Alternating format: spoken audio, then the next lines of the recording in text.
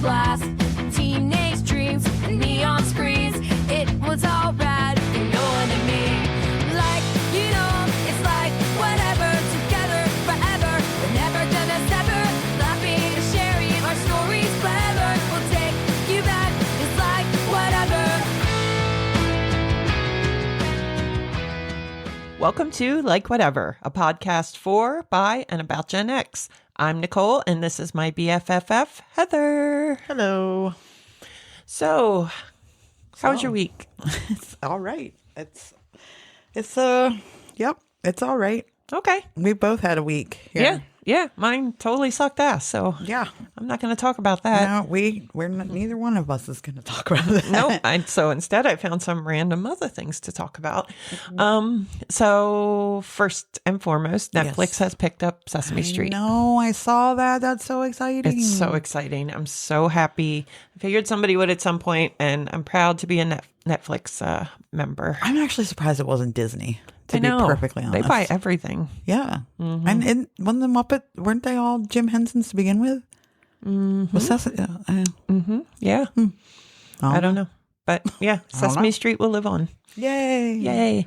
And then I just needed to talk about this, and I know it's not appropriate, but I'm going to do it anyway. I know. Because I listened to NPR today and just talking to family members and people that work at the hospital and the pregnant woman who's on life support.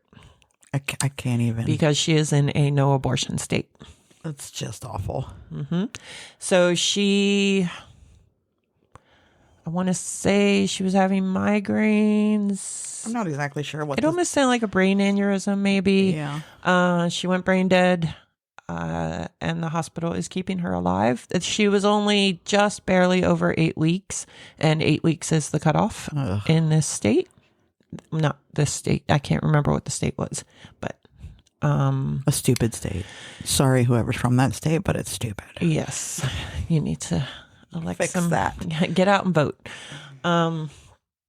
So yeah, it's just absolutely horrible, and apparently also the baby is going to be born more likely than not with any number of disabilities, from being blind to having learning disabilities, deformities, any number of things. Never mind the psychological that it's going to have after it's sentient enough to know that its mother was kept alive by machines.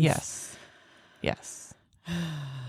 It's absolutely wretched, and it's just blows my mind that anyone would ever think this is the best option.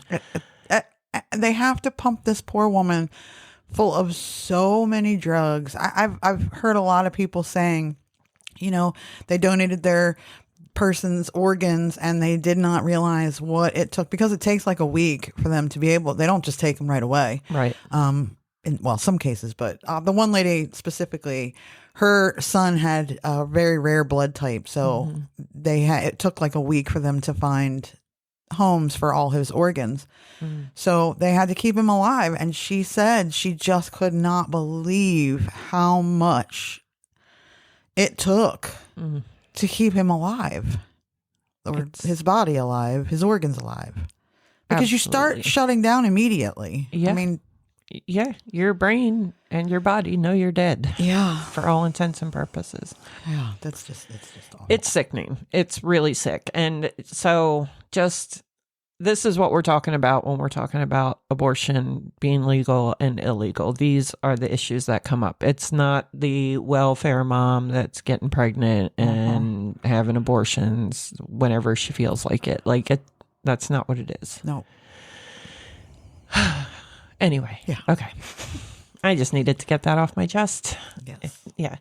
And finally, in better news, the Tush Push will live on for another season. Not for the Green Bay Packers. No. God, they're being whiny about it. Well. Did you see the vote and the score? I did. So the vote to keep it was 22-11, and we beat them 22-11. Yeah. So, yeah. If you don't like it, figure out a way to beat it. Just stop it. Yeah. Exactly. get stronger. I don't know what to I tell don't know you. what to tell you. There's got practice it. If you know you're going to play them, practice it and like find a way. Yeah, but nobody else has a Roman god like us at quarterback. Good Lord. We're not talking about Randall here. I mean, come on.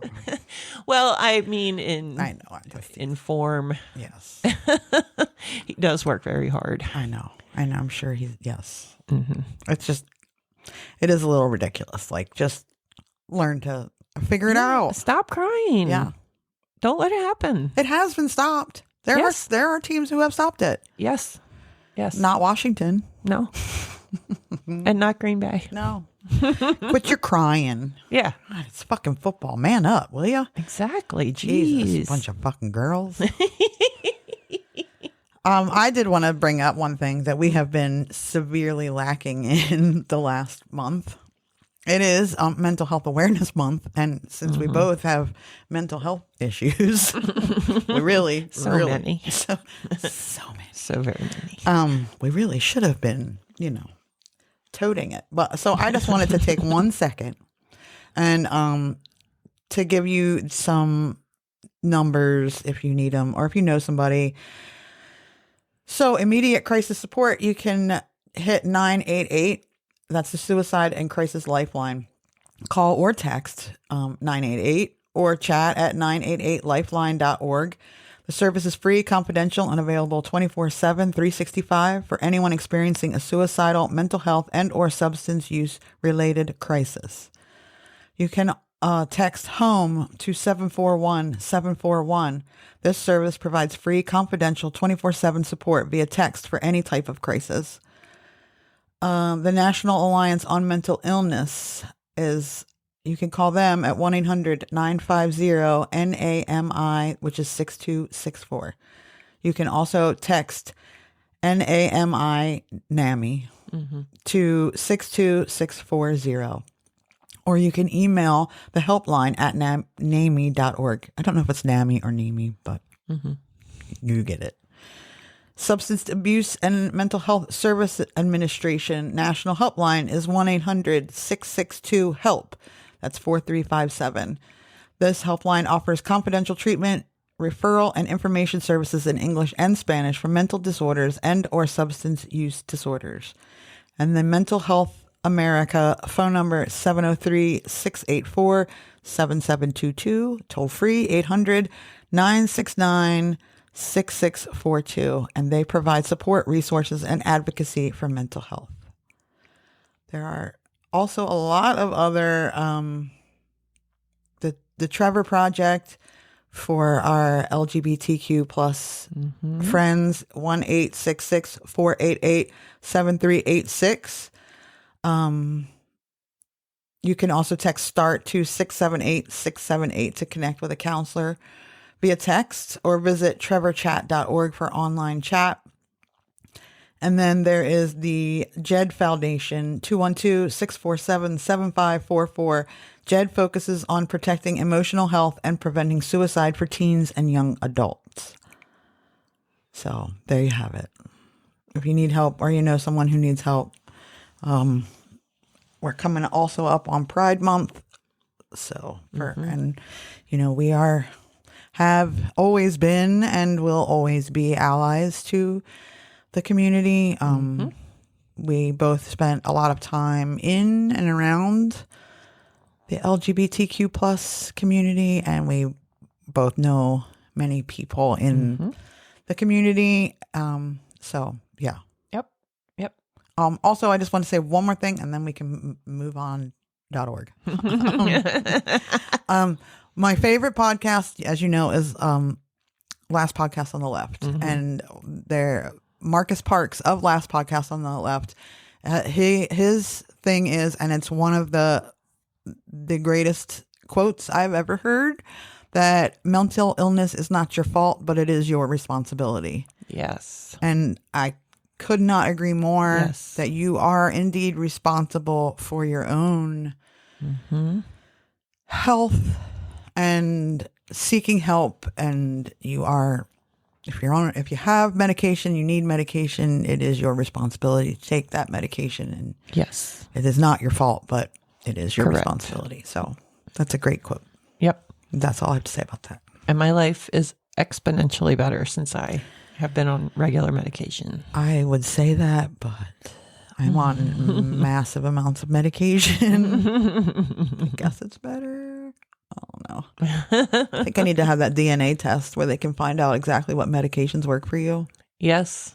That's Yep. pretty cool. Mm-hmm. I mean, I like what I'm on now, but sometimes, well, the problem is it only treats one issue, and I have multiple. So, but I can't take all of that to kind of counteract, So Right. I have to go alone on my anxiety, and that's not always good. Ugh. Yeah. All right. So, yes, if you need help, please utilize those resources and reach out to somebody. There aren't always the best mental health services out there, but there are people out there who care very much and are there to help you. Yes. So keep looking if you can't find what you need. Yep. So before we get started, I would like to ask everyone to like, share, rate, review on any of the socials. You can find us wherever you listen to podcasts, obvi. Follow us on all the socials at Like Whatever Pod. And we are on YouTube at Like Whatever, capital L, capital W. And you can send an email to likewhateverpod@gmail.com. All right, now that we've gotten that out of the way, let's fuck around and find out about the movie The Shining. So excited.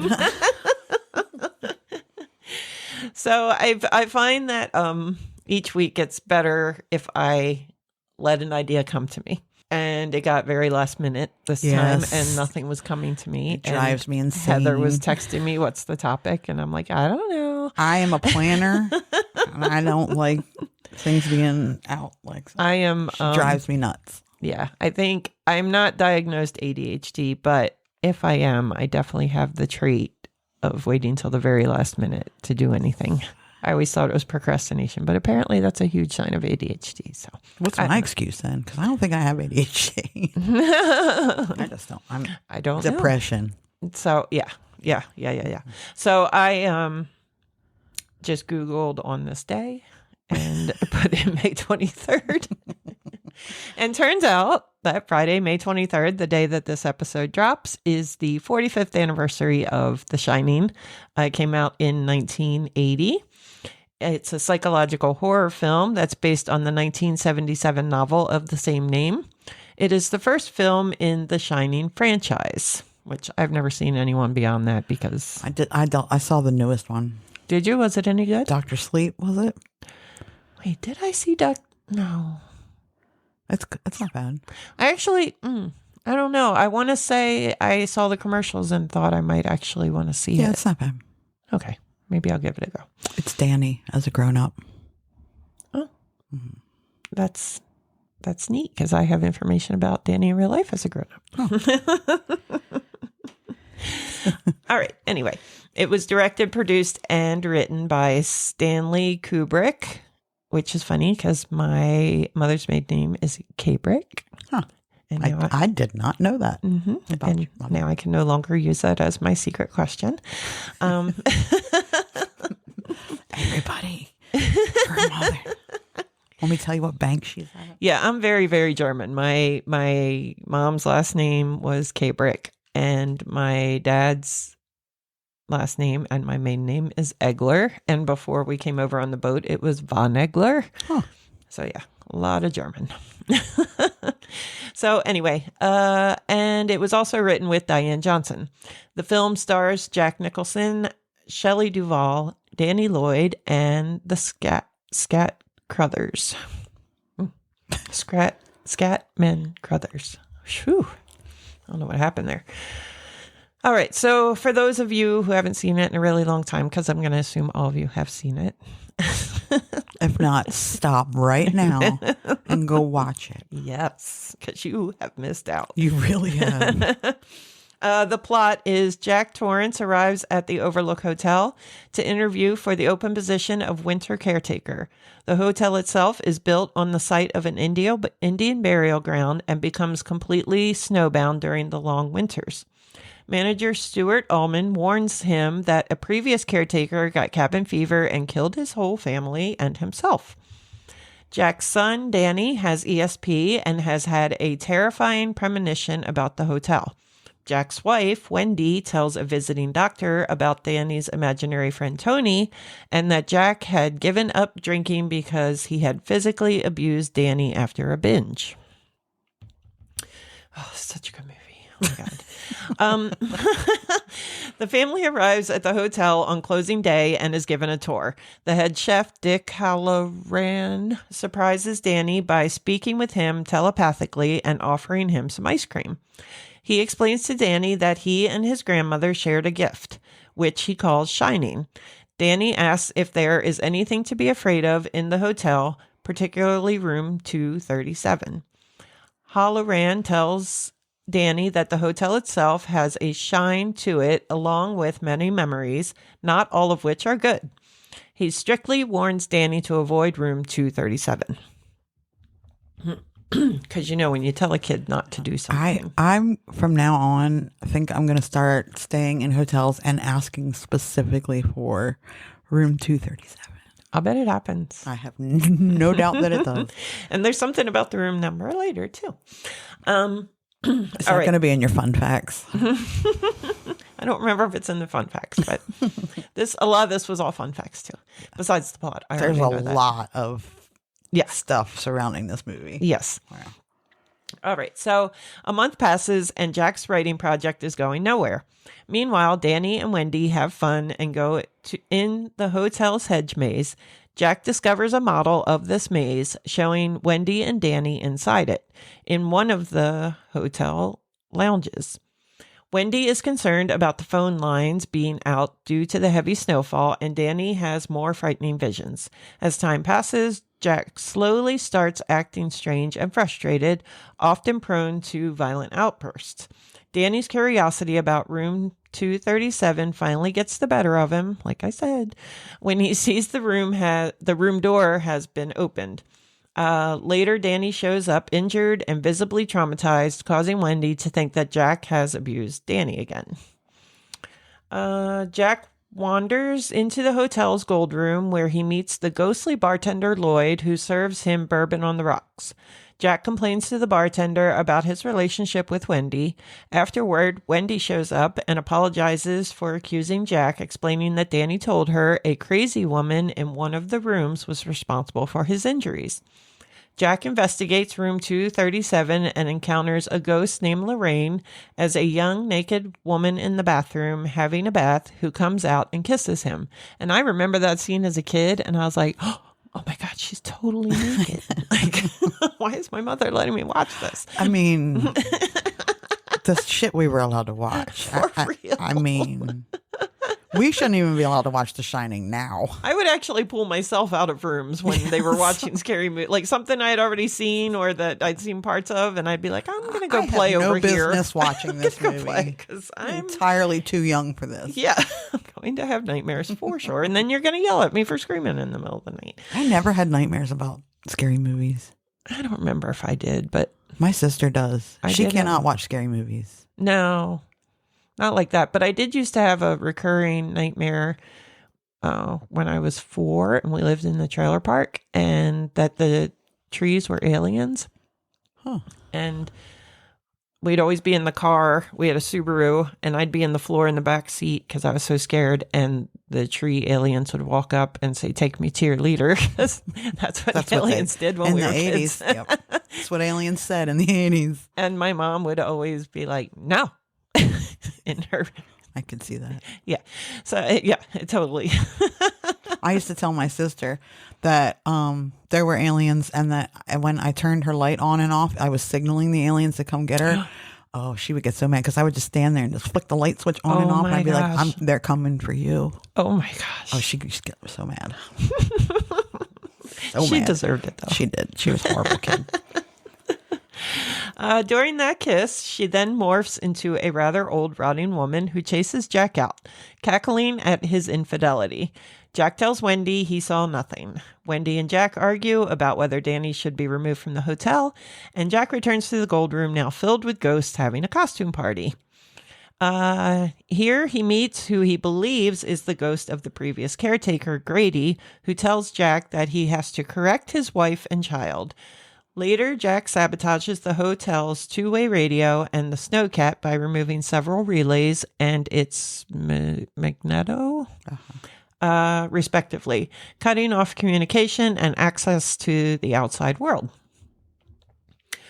Meanwhile, in Florida, Halloran gets a premonition that something is wrong at the hotel and takes a flight back to Colorado to investigate. Danny starts calling out the word red rum frantically and goes into a trance, now referring to himself as Tony. Wendy discovers Jack's typewriter and that he has been typing endless pages of a repetitive manuscript. All work and no play makes Jack a dull boy. Or if you're watching The Simpsons, all work and no play makes Homer something, something. Go crazy? Don't mind if I do. I say that to my sister all the time. Formatted in various styles. Horrified, she confronts Jack, but he attacks her before she knocks him unconscious with a baseball bat and locks him in a kitchen pantry. Jack converses through the door with Grady, who then unlocks the door, releasing him.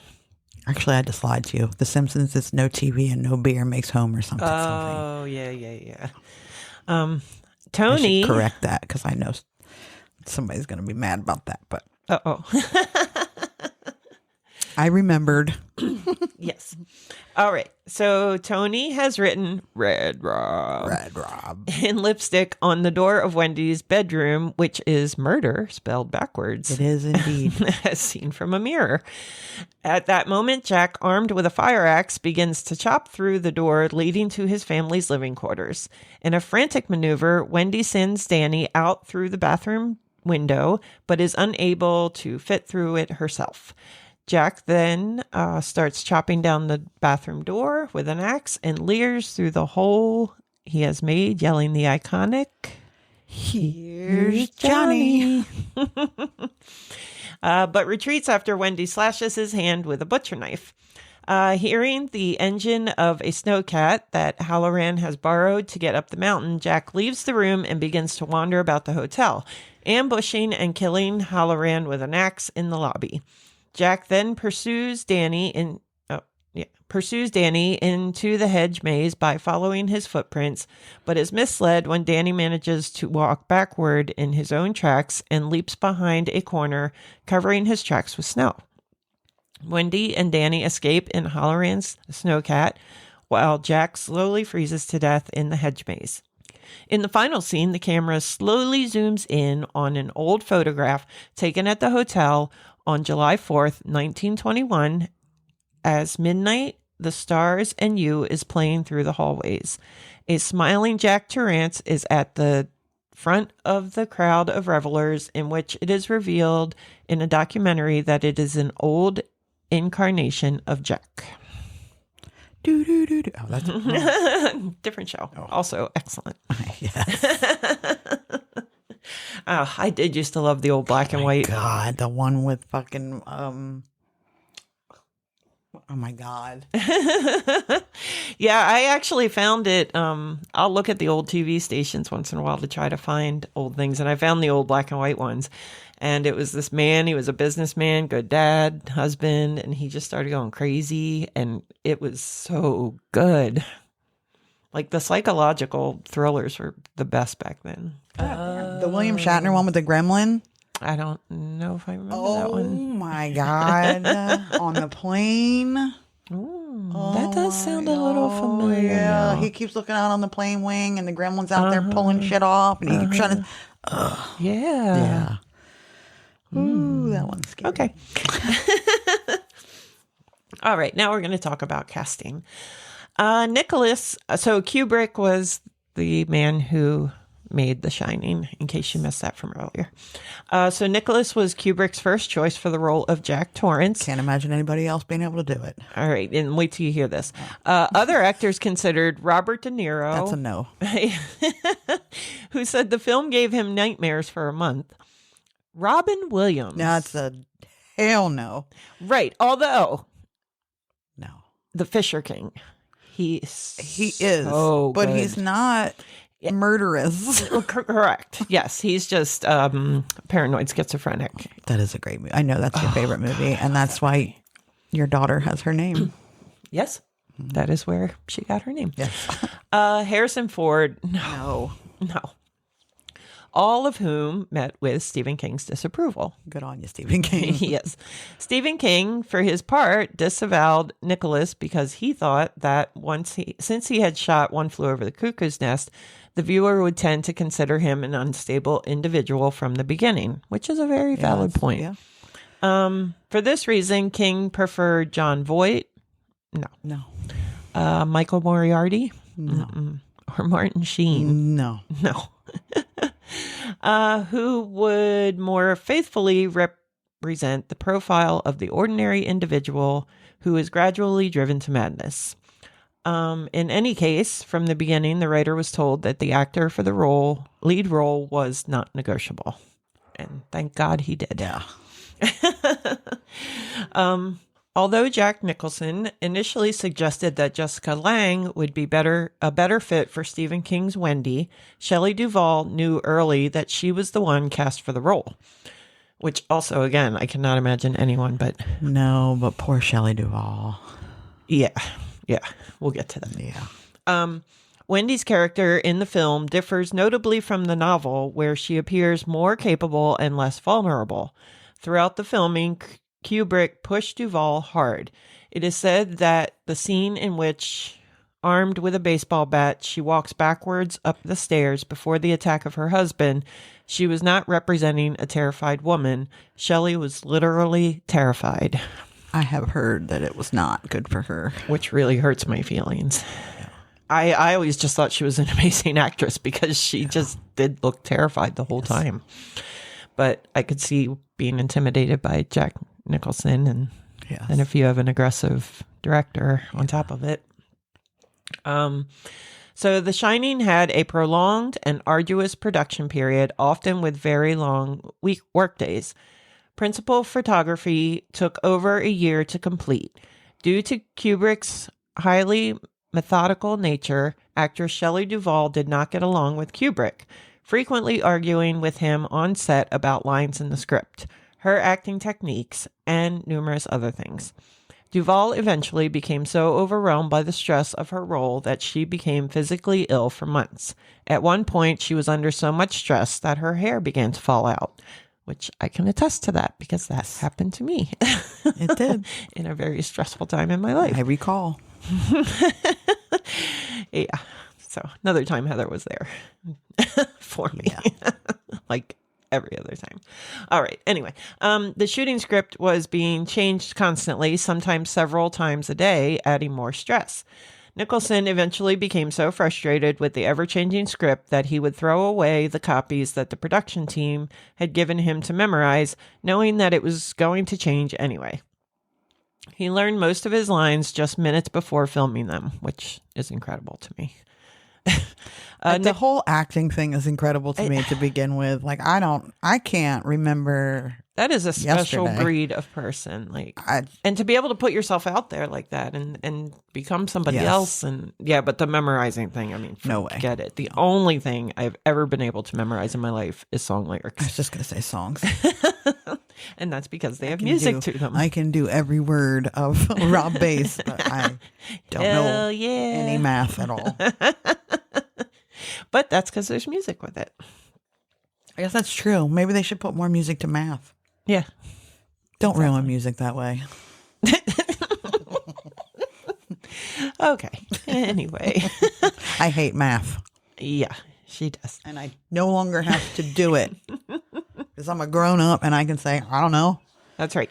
Fuck that shit. You do it. That's right. That's why you deliver the mail and you don't work the cash register. Do not do math. Nicholson was living in London with his then girlfriend, Angelica Houston, and her younger sister, Allegra, who testified to his long shooting days. Joe Turkel stated in a 2014 interview that they rehearsed the bar scene for 6 weeks and that the shoot day lasted from 9 a.m. to 10:30 p.m., with Turkel recollecting that his clothes were soaked in perspiration by the end of the day's shoot. He also added that it was his favorite scene in the film. It is pretty good. Yeah. They didn't have air conditioning? I don't think so. Sometimes I wonder, because we didn't have air conditioning, but we lived on the water, so. I did not have air conditioning. I don't know that. Was it a My thing? dad did. Oh. My dad, well, I would say he used to really hate being hot. But now he lives in Fort Myers, Florida, where it's like 1,000 degrees every day. It's awful. All year. Too hot. Oh, it's so hot. When I went down to see them, oh, God bless, they had their thermostat set on 78. Ugh. 78. That's too hot. I literally locked the bedroom door, stripped down to my underwear, kicked all the blankets up to bed, and spread out. No fan. That's too hot. Yeah. Yeah. No. Yeah. Mm-hmm. But anyway. Mm-hmm. Oh, yeah. So his house was an icebox. You would literally open the door and it would roll out like freezers do in restaurants. That's too cold. Yeah. There's got to be a happy medium in there somewhere. Yeah. And I remember in my mom's house, we did not have any form of air conditioning. And we were out in the country where it was just dead still and silent all night. And So that was one thing that was good about growing, because the beach, is like 10 degrees cooler than inland. And there was always a breeze because we lived right on the water. So there was always a cool breeze coming off the water until they built houses all around. And it knocked down the wind. And there was the fucking lighthouse. Used to go around in a circle. And my bedroom directly looked at the beam, dead in its beam-like eye. So it would come around. that's why you got that bedroom. You Probably. were the least favorite Yes, kid. I really was. And it would come around and shine directly in your eyeballs as you tried to sleep, however long it takes for it to wing around. But my main memory of that house is the salt breeze. And every time I smell salt air, it just reminds me of home. But there was, I don't know how many of you know what a catamaran is, but it is a sailboat. And they would, across the street from us was like a little boat rampy kind of thing where they would just pull their boats up and anchor them there. And there was always catamarans there. And their mast has whatever, I don't know sailing terms, so forgive me, but the mast has a little metal thing that would clink on the mast. And all night long, it would clink, clink, clink, clink. And that's why I have to sleep with a fan on now. Or maybe I should record the sound of a catamaran clinking. Maybe then I would get some decent sleep. Yeah. I'm going to try that. Yeah, but at my mom's house, it was just god awful hot, and we were in a bi-level house, so we were actually up higher, and it was just hot. Once they built all those houses there, we did get window units. No, and my way of cooling off was I would sleep pressed up against the wall because the wall felt cool, and then I would just swap sides and lay against the wall to try to cool down enough to fall asleep. Yeah, good times. Yeah. That's why my husband would be like, "Oh, it's not that hot." No, I mean, I will tolerate it to a certain point, but I'm not suffering. I hate the heat. I hate summer. I love summer. It's my favorite. Next weekend, this coming up is the unofficial start of summer in our area, and traffic is already. Will be a parking lot for miles and miles. It's just.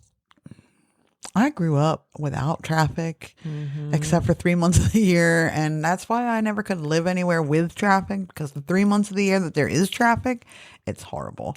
I don't remember the traffic from being young, but I do remember easily getting parking spaces. It's terrible now. It's like that year round now. Yeah. I mean, you can go 5-6 blocks down. I used to have the guaranteed spot, and it was perfect down at the end by the Henlopen Hotel. Yes. In that circle.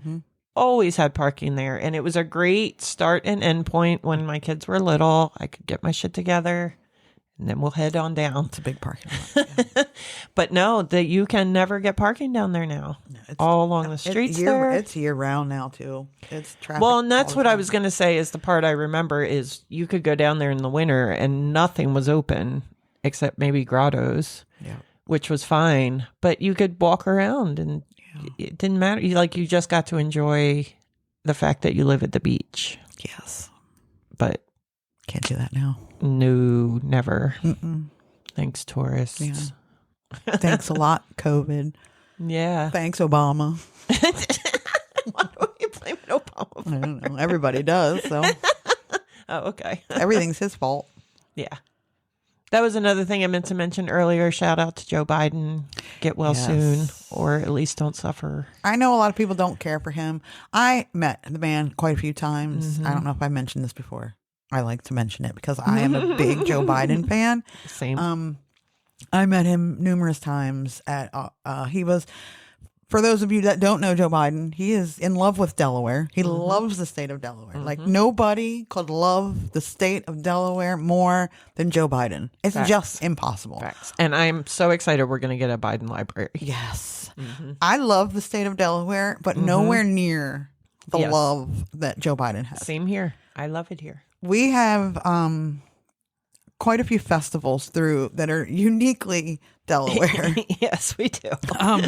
The biggest one and my most, well, we don't have the one anymore, which was Pumpkin Chunkin', where after the weekend after Halloween, people would launch pumpkins up to a half a mile in various different things. And it used to be a weekend, and it was just so very much fun. Somebody got hurt, so they ended up stopped doing. Boo. Yeah. Yeah, bad too. Like they sued them. That anyway.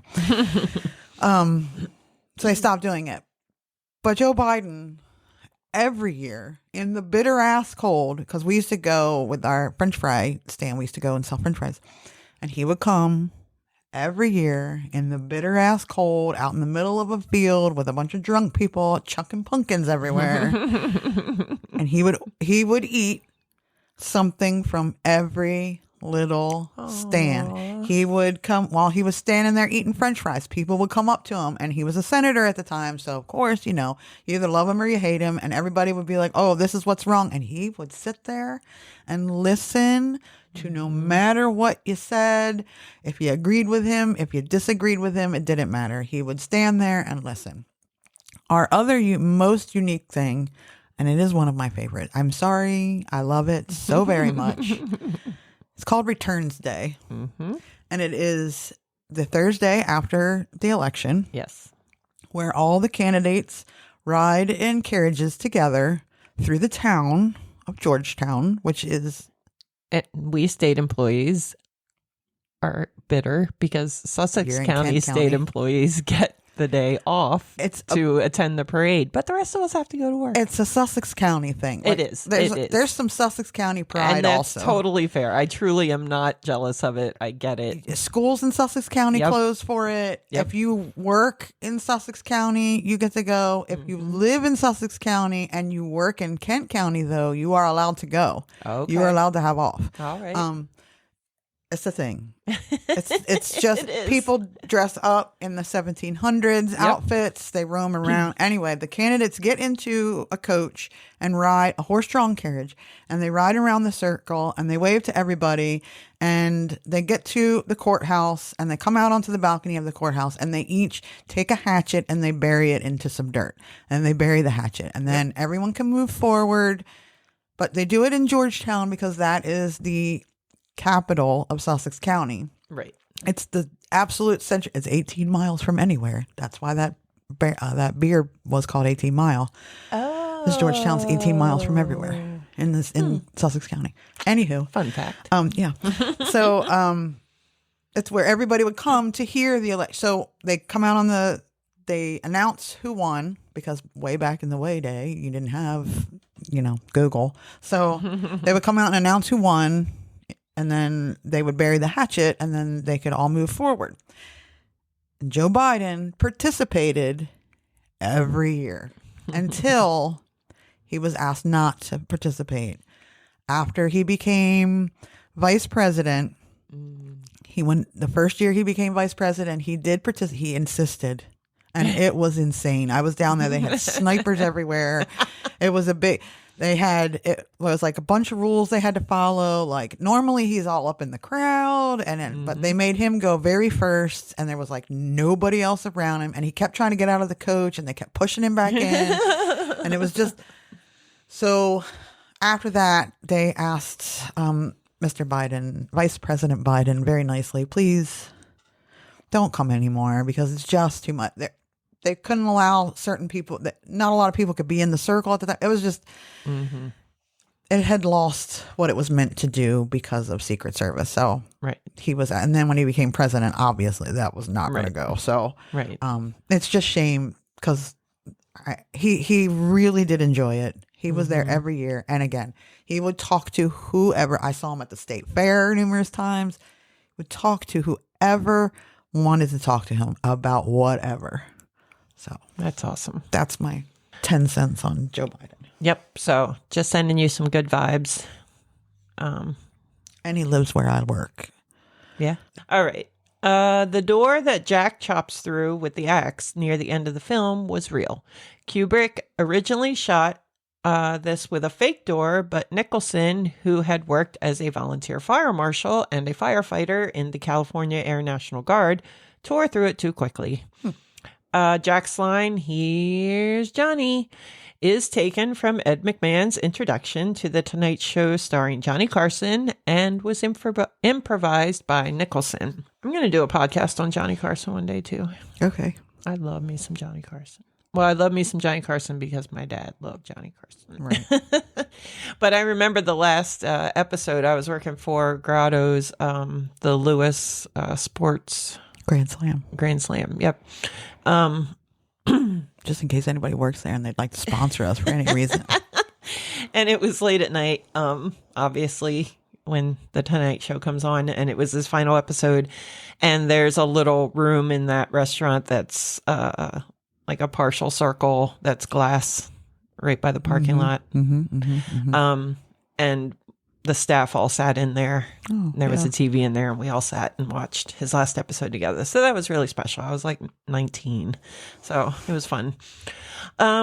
Anyway, let me get back to where I was. Okay. So there was a post-release edit. After its premiere, a week into the general run, with a running time of 146 minutes, Kubrick cut a scene at the end that took place in a hospital. The scene shows Wendy in a bed talking with Mr. Allman, who explains that Jack's body could not be found. He then gives Danny a yellow tennis ball, presumably the same one that Jack was throwing around the hotel. This scene was subsequently physically cut out of prints by projectionists and sent back to the studio by order of Warner Brothers, which was the film's distributor. The footage has never resurfaced, and while it could still exist, it is likely badly damaged. This cut the film's running time to 144 minutes. And Roger Ebert commented, "If Jack did indeed freeze to death in the labyrinth, of course his body was found, and sooner rather than later, since Dick Halloran alerted the forest rangers to serious trouble at the hotel. If Jack's body was not found, what happened to it? Was it never there?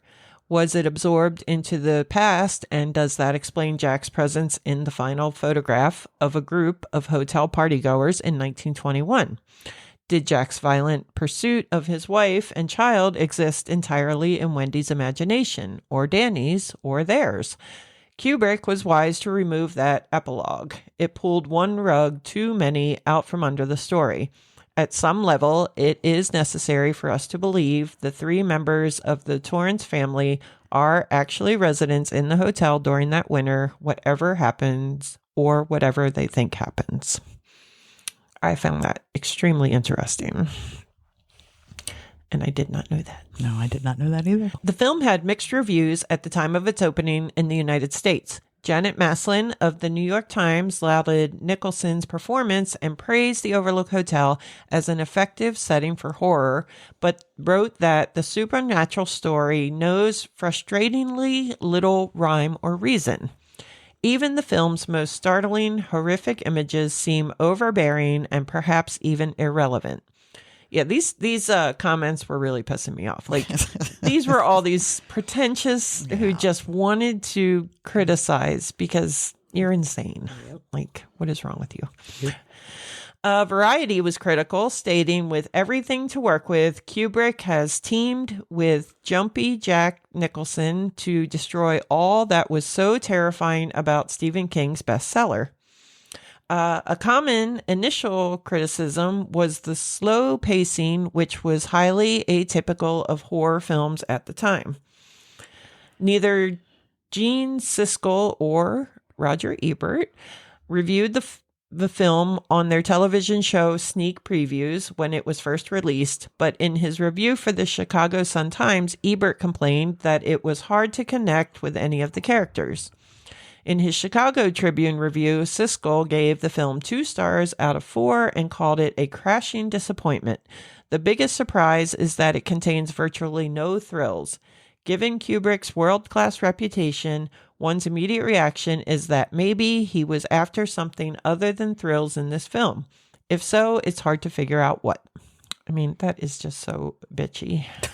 Well, like, get over it. So, yeah, then just some more people complained. I'm not going to read you anymore. It was all kind of pretentious bullshit. Stupid. Yeah. Boo-hoo. It was one of only 2 films of Kubrick's last 11 films, the other being Eyes Wide Shut. I do not like that movie, sorry. I never watched it. Get it. I don't like Nicole Kidman or Tom Or Cruise. Tom Cruise. I don't either. And maybe that's I don't know. I didn't understand what was going on the whole time. I didn't want to have to pay attention at all. Yeah. I never looked or never watched it. Never. All right. But so The Shining and that horrible film were the only ones to not receive nominations from BAFTA. It was the only one of Kubrick's last 9 films to receive no nominations from either the Oscars or Golden Globes, therefore being the only one of Kubrick's last 11 films to receive no nominations at all from the Oscars or Golden Globes or BFD. BFD. Bitches.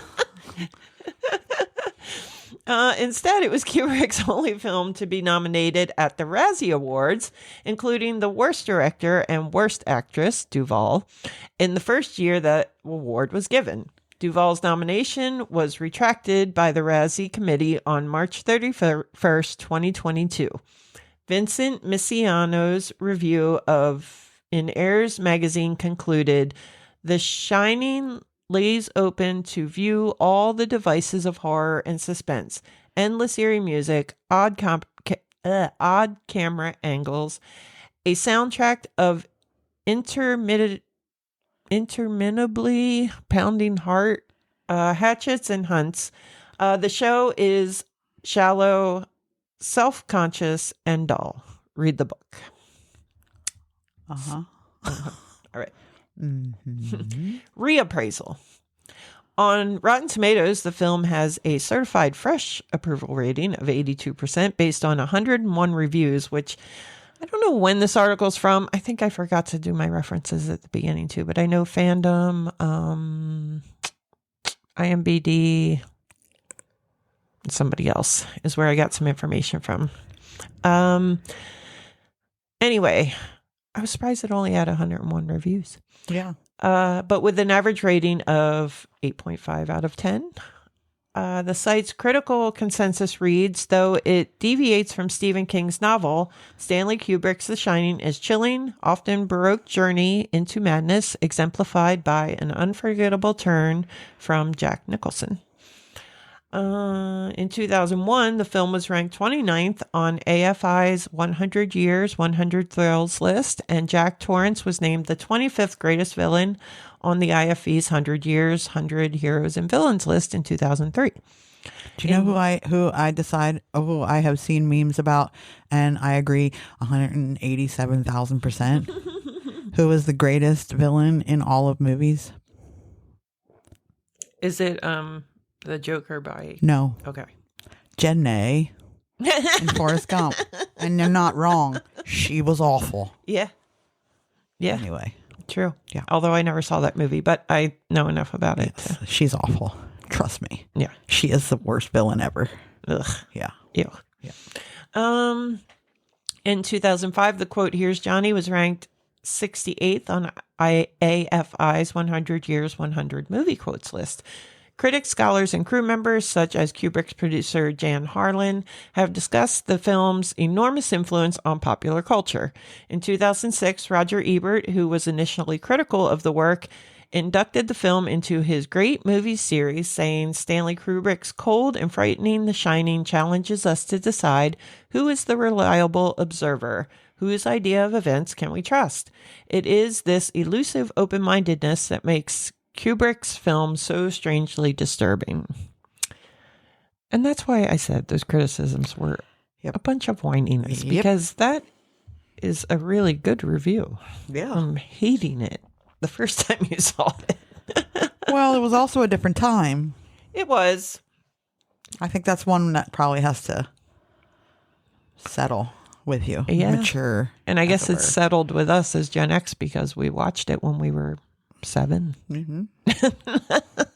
I would have been 5. Yeah, exactly.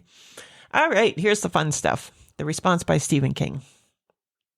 Stephen King has been quoted as saying that although Kubrick made a film with memorable imagery, it was poor as an adaptation, and that is the only adaptation of his novels that he could remember hating. I did hear that. Mm-hmm. However, well, it sounds like they didn't get along from the get-go. Yes, So I imagine so. I had read somewhere else that the producer only called him once. Yeah. And that was at the very beginning. I think Stanley wanted it to be his thing. Yes. Even though Didn't it was give a rat's Stephen ass about- King's yeah, thing. Yeah.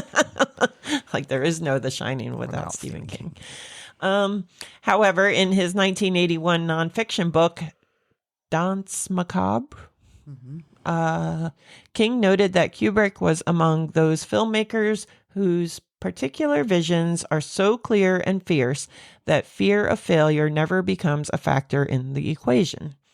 Commenting that even when a director such as Stanley Kubrick makes such a maddening, perverse, and disappointing film as The Shining, it somehow retains a brilliance that is inarguable. It is simply there.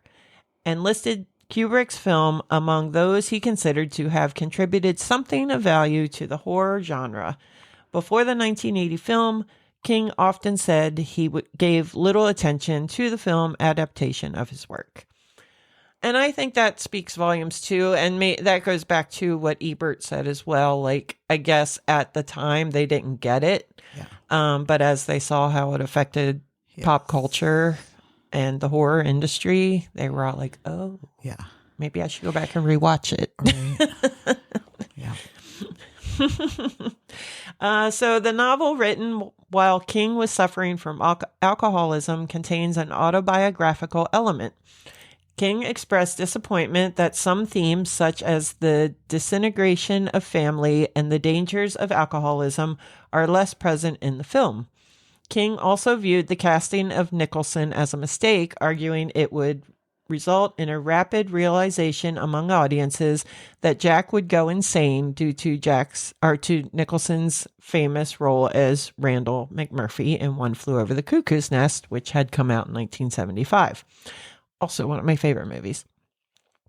King had suggested that a more everyman actor such as Christopher Reeves, we didn't see him earlier. No. Didn't see that one either. Didn't see that one coming. Yeah, or Moriarty play the role so that Jack's descent into madness would be more unnerving. In the novel, the story takes the child's point of view, while in the film, the father is the main character. In fact, one of the most notable differences lies in Jack Torrance's psychological profile. According to the novel, the character represented an ordinary and balanced man who little by little loses control. Furthermore, the written narration reflected personal traits of the author himself at that time, remarked by insomnia and alcoholism in addition to abuse. There is some allusion to these episodes in the American version of the film. Okay, so here's my thought on that as you just read that. I had thoughts too, so I'm curious to hear what you have to say. So I think the whole point, more in my opinion, sorry, Stephen King, I get it, you wrote it, but whatever. What do you know?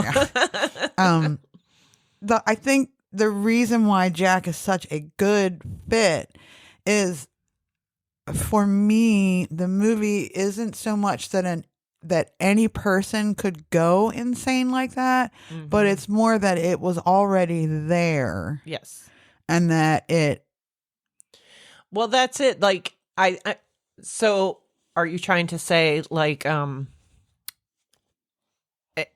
him as the insane person is more important than whoever it is as the normal balanced guy? Like, he played it so well. I think it's more of, if you put a normal balanced guy like Christopher in there, Reeves. if you put Christopher Reeve in there, who is, Superman or whatever, everybody's tall, dark, handsome. Yeah, just Right. the everyman, good husband, blah blah blah. Would he have actually gone insane, or do you have to have a little bit of that that gets brought out in the situation? Because you could stick me in that hotel all winter long with zero communication with the outworld, and I would not go insane. They would come when it thawed, and you'd be like, no. Get You'd the have all fuck the out. doors Yeah, nailed shut. I would enjoy it. Not saying that Christopher Drop Reeve, more food down the chimney. not saying that Christopher Reeve wouldn't go insane, but to me, the point is more that it wasn't just anybody got the job, but the fact that the building itself has the shine has brought in. Yes. And that is one thing, because the son had Yes. The ESPN. Shining. Yeah, he has ESPN 1 and 2. So yes, of course he would be brought there. Exactly. That to me is why he is a better fit, because you can't see Robin Williams going dark crazy. Like, I get the Fisher King. Right. It's a fun crazy. It's a little dark, but not. Right. And there's no way Christopher Reeve could have done it. I mean, he's a lovely man Absolutely and not. all, but he does not have that in him. Right. Right. And I think that, the Kubrick stare, is anybody going to do that better than Jack? I don't think so. Yeah. I just don't. So I think for me, it was the fact that the hotel called them because, and the previous caretaker also went crazy. Like, are they Yes. bringing in, it's attracting someone who has the ability Yes. that it's already somewhere in there. Like, seriously, can you picture anyone else besides Jack sitting there frozen solid? No. Like, that's an iconic And for, piece of, videography, I guess. For me, a Stephen King should, of course, whatever. I did that already. Again, Yeah. what do you know, Stephen? I don't know anything about Stephen King. But for me, if you suffer as an alcoholic, and insomnia, and obviously you got some serious stuff rolling around in your brain because you wrote all those lovely horror books and stuff, but you actually but you can go out in public and act like, but you have that in there. Right. So I think that's what I wanted to talk about, was the alcoholism. And I do feel that way, and I do get where Stephen King's coming from with that was such an important part of that book, I agree. because that's the place he was coming from when he wrote it. And it was just very briefly kind of brushed over. Yes. Like, it really wasn't a part. Maybe they didn't develop the characters well enough in the beginning, but I don't necessarily think that took away from it for me. no, but I see Stephen King's point. Right. And again, that goes to my point also, because if it's Christopher Reeve and he wasn't an alcoholic, with the withdrawal, I mean, is that what's causing that, like you get the beast and you're two different people, and I don't know. Yeah. Sorry, Stephen, I don't know. Don't send clowns after me. No, I will say I follow Stephen King on all the socials, and he seems like a pretty solid dude, and he hates Trump. I don't get me wrong. I love me some Hates. Stephen King. I'm just saying. And the shit he writes about him is funny. Yeah. So if you're not following him, you should, because I'm going to. his social medias are pretty fun. Especially on, he's on Blue Sky. Of course. Of course. Which is another one that we are on, if y'all are looking for us. All right. In an interview with BBC, King criticized Duvall's performance, stating the character is basically just there to scream and be stupid, and that's not the woman that I wrote about. And I could see that point too. She did scream and be stupid through that movie. She did. But she was also terrified. I thought she did an amazing performance, really. I did too. King's Wendy is a strong and independent woman on a professional and emotional level. To Kubrick, on the other hand, it did not seem consistent that such a woman had long endured the personality of Jack Torrance. I mean, he's not wrong there. He's not. I just feel like some stuff got lost in translation between novel and film. Well, and that's the other issue with movies that have been adapted from novels. A novel, you have 700 pages to get what out you want, and a movie, you only have 2.5 hours. So Right, exactly. Yes, and a lot of empty dialogue that you have to... Yeah. King once suggested that he disliked the film's downplaying of the supernatural. King had envisioned Jack as a victim of the genuinely external forces haunting the hotel, whereas King felt Kubrick had viewed the haunting and its resulting malignancy as coming from within Jack himself. In October 2013, however, journalist Laura Miller wrote that the discrepancies between the two was almost the complete opposite. King is essentially a novelist of morality. The decisions his characters make, whether it's to confront a pack of vampires or to break 10 years of sobriety, are what matters to him. But in Kubrick's The Shining, the characters are largely in the grip of forces beyond their control. It's a film in which domestic violence occurs, while King's novel is about domestic violence as a choice certain men make when they refuse to abandon a delusional defensive entitlement. As King sees it, Kubrick treats his characters like insects because the director doesn't really consider them capable of shaping their own fates. Everything they do is subordinate to an overweening,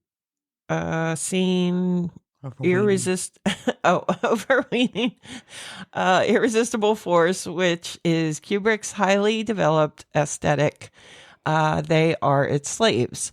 In King's The Shining, the monster is Jack. In Kubrick's, the monster is Kubrick. I'm going to have to disagree again with Mr. King. Okay. And maybe, see, this is why movies are art and why novels are art, because they are up for interpretation. And my interpretation of it is much as the nature-nurture debate. Is it because he is there, or is he there because he is who he is? It's what is shaping the situation. And for me, that's what I took from it. Like, what is it? Is it, again, was he drawn there because of who he is, or did that place make him? And I think that's what Jack brings to it. Yeah. The uncertainty of whether or not. Yeah. Definitely. It is still a movie that I have seen probably at least 50 times. I mean, and bare minimum. We watch it like once a month. Yeah. And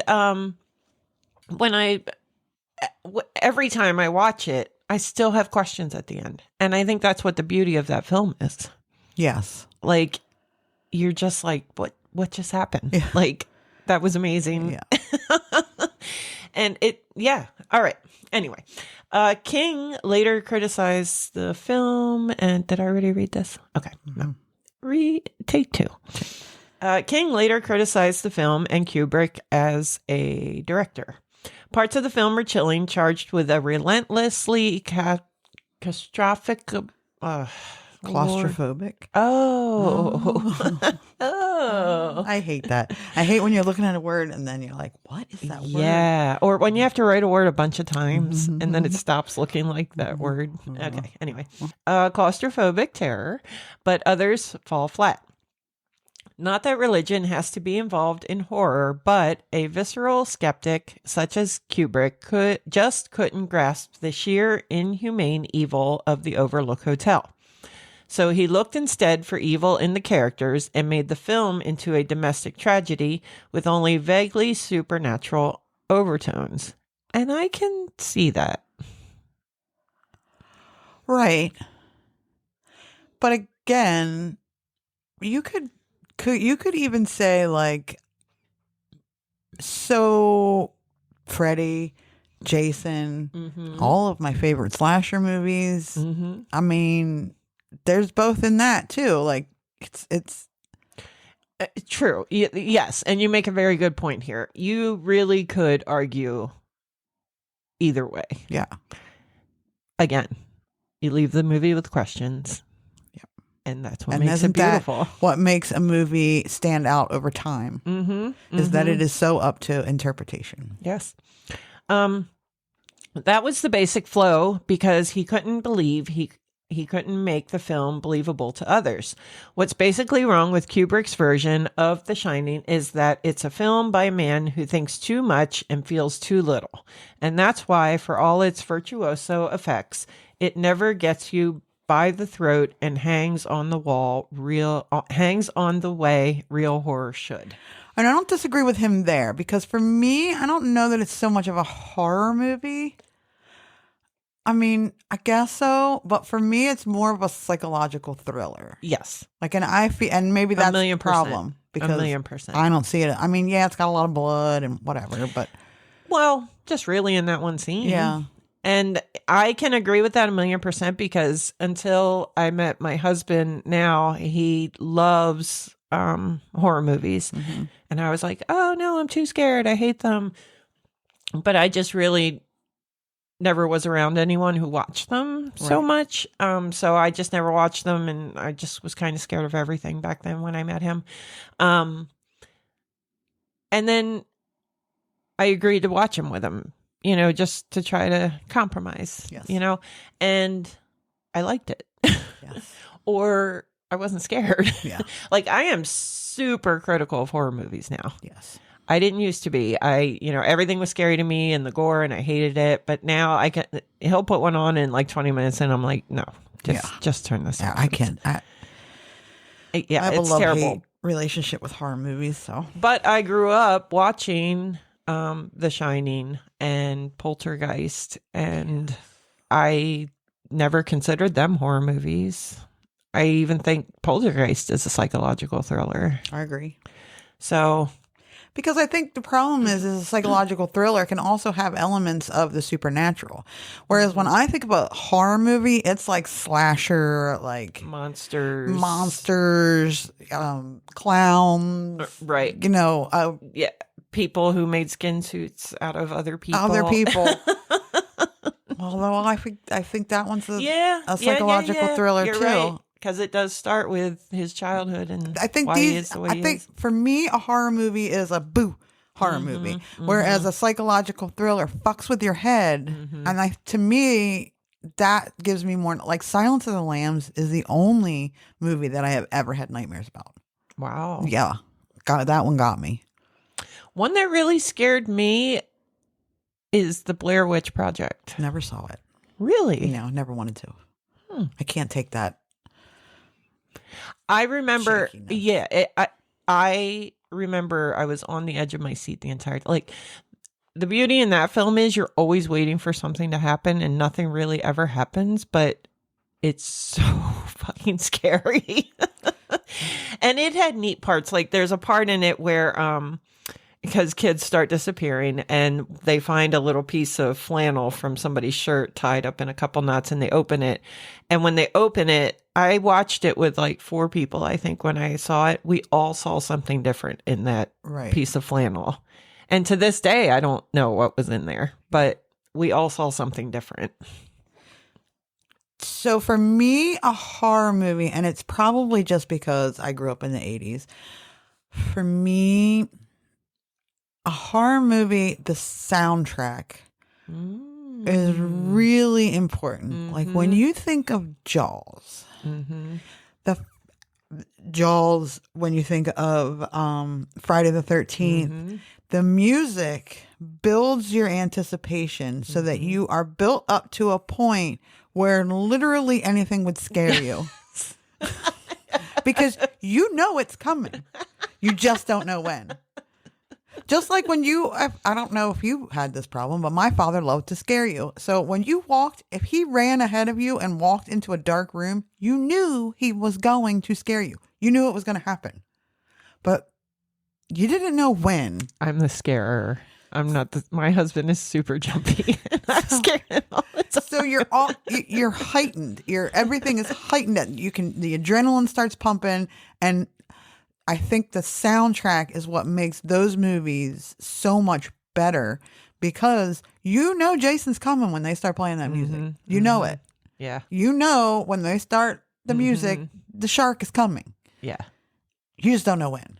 Right. And I think it builds up your own fear because you already knew what happened the first time they played it. And so now you know what's coming, but you just don't know when. And I think that's, to me, a successful It's a really good explanation. I like that one. Thanks. Yep. Well, I don't like the newer ones.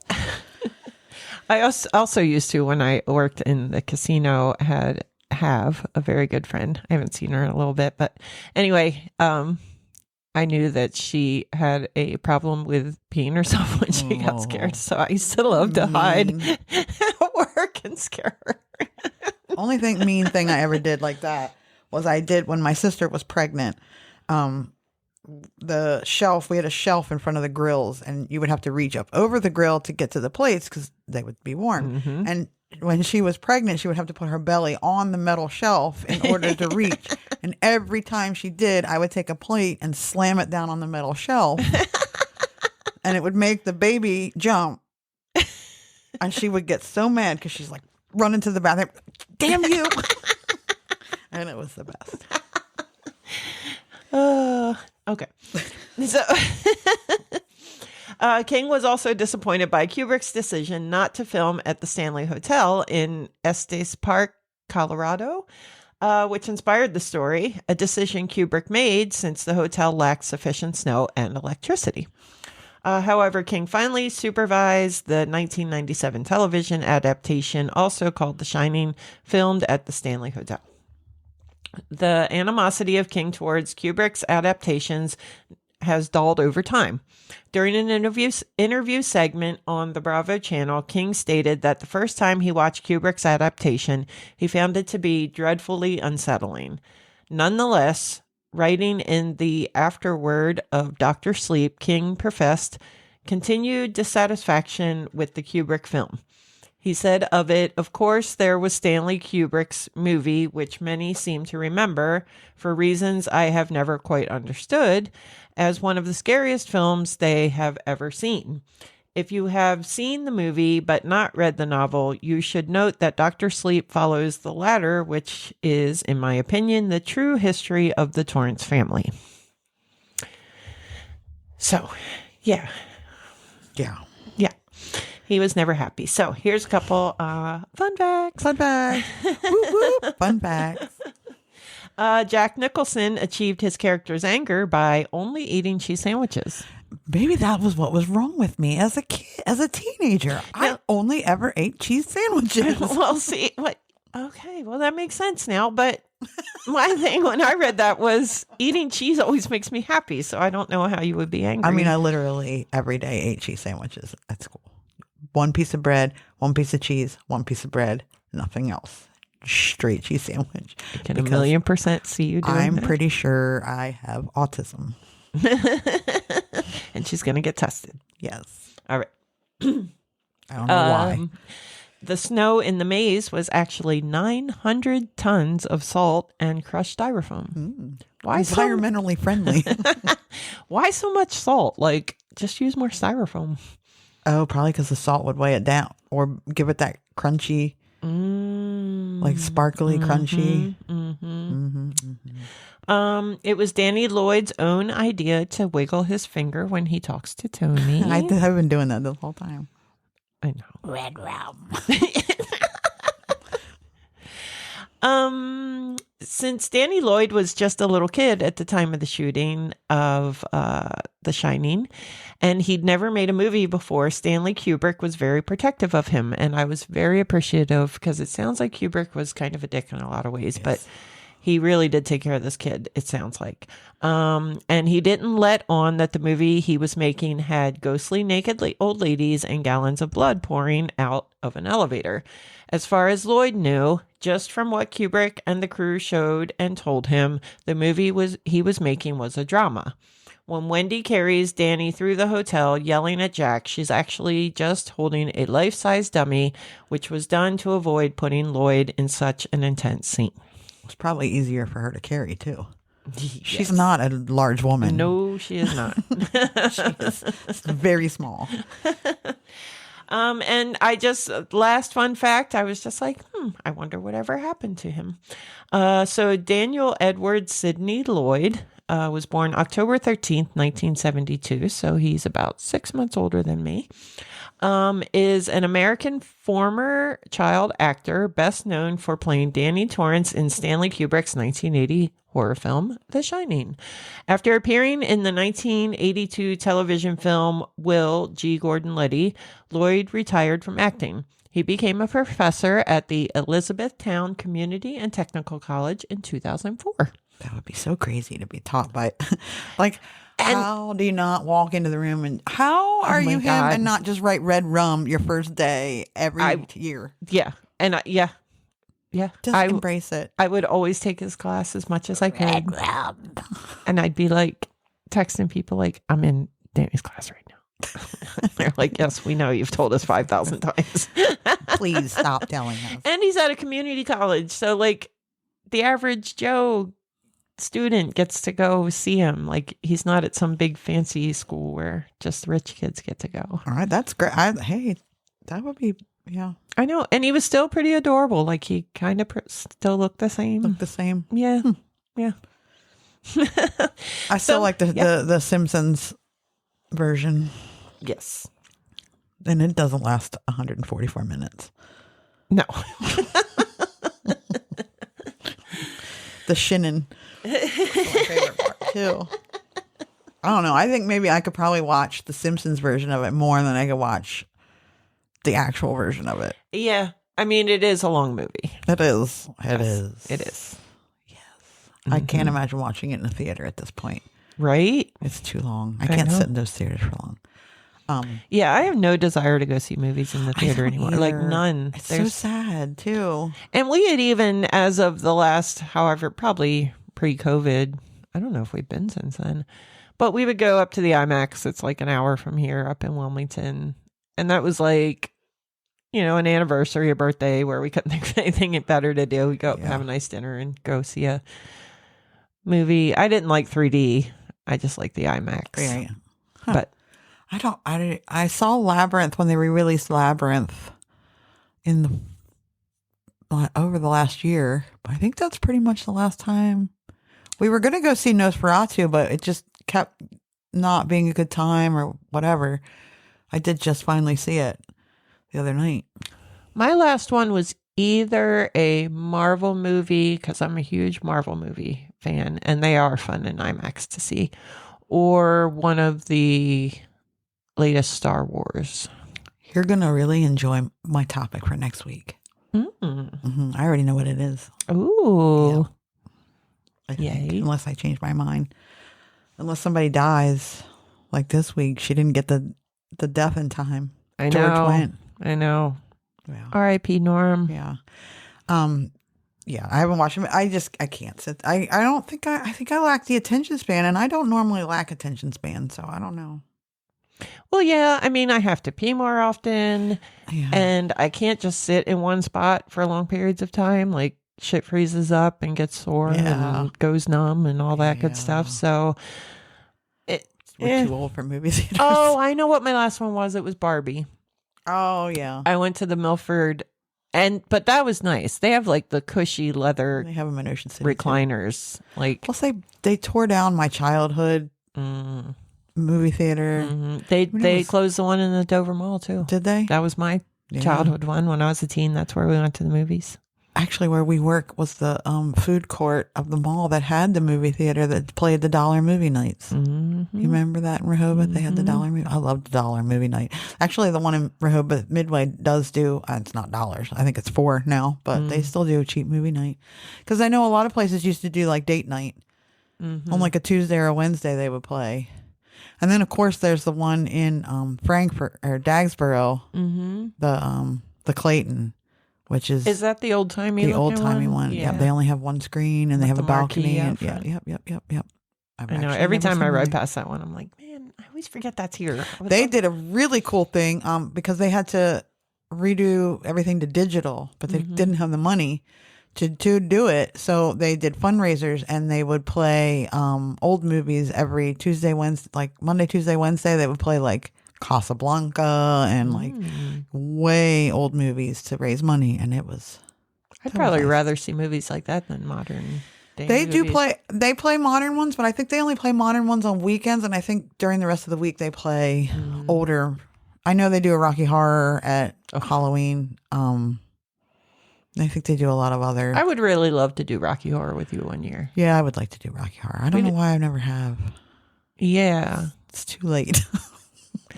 Well, and I don't even care if we don't have to go in character or anything. I just want to go watch everybody else. They do it at midnight, and they're just that's late. Oh, it is late. That's too late. They do it at Milton too. Yes, I have seen that. And that's not at midnight, right? I don't know.